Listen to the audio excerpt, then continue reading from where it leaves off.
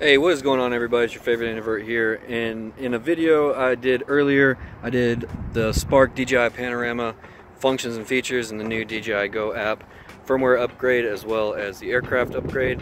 And at the time, the DJI Mavic Pro did not have these features and functions available, but with this latest and greatest update on the Mavic's firmware, it is now available. So I'm here at the Low Mill, which is an arts and entertainment district, and we're gonna hopefully get some good panorama shots with the DJI Mavic Pro.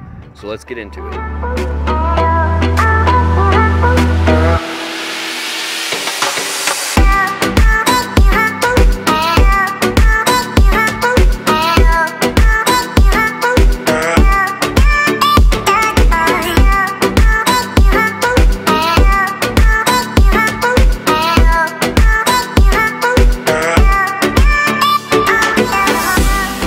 Okay, now that we have the Mavic Pro powered on and connected, you want to make sure you're in camera mode. Then we go into the camera settings and select the camera icon up at the top. Then photo. The drop-down list will display the new panorama features available to your Mavic. For this video, we have the vertical and 180-degree panorama as well as the horizontal and sphere panorama. It's important to note that you need to be on the latest version of Mavic Pro firmware as possible, and this will allow for the latest and greatest features to be available to you in the app. The next thing to adjust is the actual camera settings like ISO and shutter speed. You want to adjust them until you are at your desired look and feel. Let's go ahead and get the Mavic Pro into position. We'll look at the vertical pano first, so let's head back into the camera settings and select the vertical mode under the panorama mode and start shooting. During the shooting process, the aircraft will remain hovering. The camera will automatically capture 3 photos from the chosen composition. It will start from middle frame, followed by the lower frame, and finishing with the upper frame. Since there are only 3 photos, we will see what the rendered stitch looks like.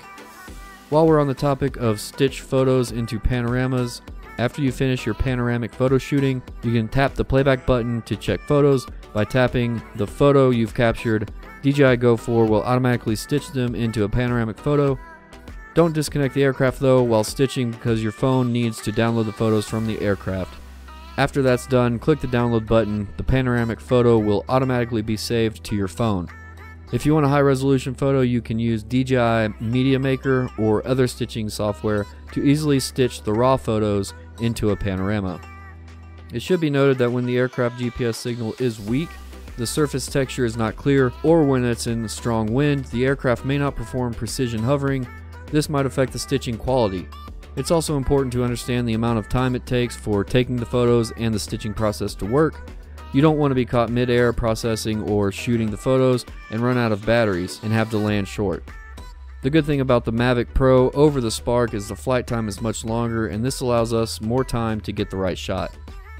So here you can see the DJI software does an amazing job with the accuracy of the stitch. The water tower's legs show no issue with any stitch mismatching. Moving along, we'll cover the 180-degree pano. This takes a series of 21 photos and provides a detailed landscape style stitch.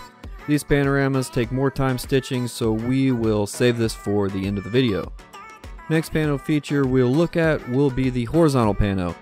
Go back to the camera settings and select the horizontal mode under the panorama mode, then adjust the gimbal tilt, tap the shooting button to start shooting. During the shooting process, the aircraft will use the current location as the initial position and auto pan. The Mavic Pro will automatically tilt the camera to take 9 photos. When that's done, the aircraft will return to the initial position.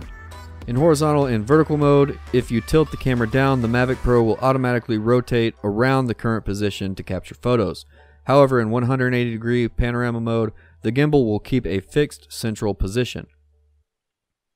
Moving on to the sphere panorama to capture a tiny planet style 360 pano.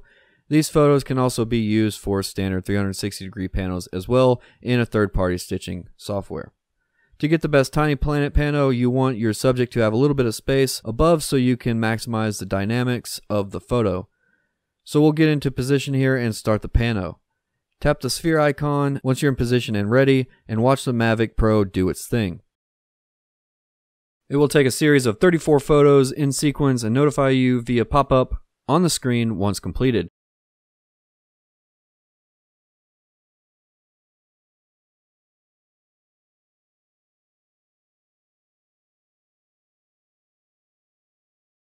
It got super windy there at the end, so I'm interested to see how the stitching turns out. So let's go ahead and jump into the editor and see what we got.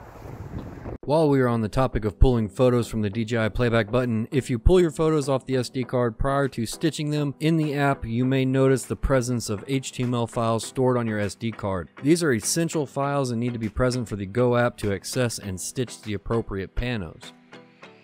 If these HTML files are deleted, you will no longer be able to use DJI's integral stitching software. I know this because I deleted these files and I had to use a recovery software to recover the deleted files off of my SD card. With all the files and photos present, we can now start the stitching process. Your phone and Mavic need to be connected, so let's go into the gallery. In the gallery, you can select the pano mission you would like to start stitching. The software does take some time to complete the larger panos like 180 degrees and the 360 degree pano mission, but the vertical and horizontal finish up in no time at all. So here are some of the examples of the pano missions I took from low mil with my Mavic Pro. I hope you liked this video. If you did, give me a thumbs up. If you have questions, leave them in the comments below and subscribe for more content. Thanks for checking out my video. I'll see you next time.